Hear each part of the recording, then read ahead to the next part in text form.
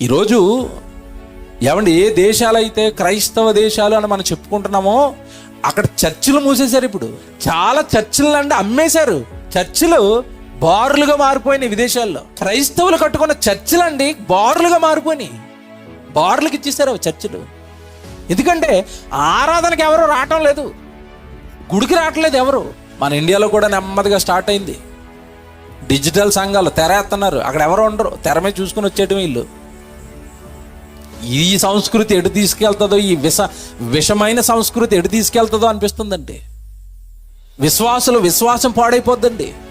దేవుడు పెట్టిన కట్టడ నాశనం అయిపోద్దండి. సంఘంగా కూడుకోవాలి. ఆ సంఘములో మీ సంఘానికి ఒక కాపరు ఉండాలి. ఆ కాపరి నోట ప్రతి వారము మీరు వాక్యం వినాలి. ఆ కాపరి దగ్గరికి వెళ్ళాలి. అతను కాపరి, మిగతా వాళ్ళందరూ సంఘం అందరూ కలిసి దేవుడి వాక్యాన్ని నేర్చుకుంటూ దేవుడి కార్యక్రమాలలో ముందుకు వెళ్ళాలి. ఏదైనా కష్టం వస్తే ఆ కాపరికి చెప్పుకోవాలి. ఏదైనా శోధన వస్తే ఆ కాపరికి చెప్పాలి. వాక్య సంబంధమైన సూచనలు సలహాలు ఇచ్చి నీ ఆత్మను ఆయన రక్షించాలి. వాక్య సంబంధమైన సలహాలు ఇచ్చి కాపరు ఉంటే జరుగుతుంది అక్కడ. ఇక నీవు డిజిటల్ సంఘాలు ఏంటి తెరలేస్తే ఇంకా అక్కడ ఎవరు ఉన్నారు?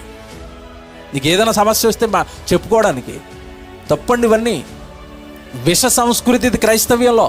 ప్రోత్సహించకండి, మంచిది కాదు అది.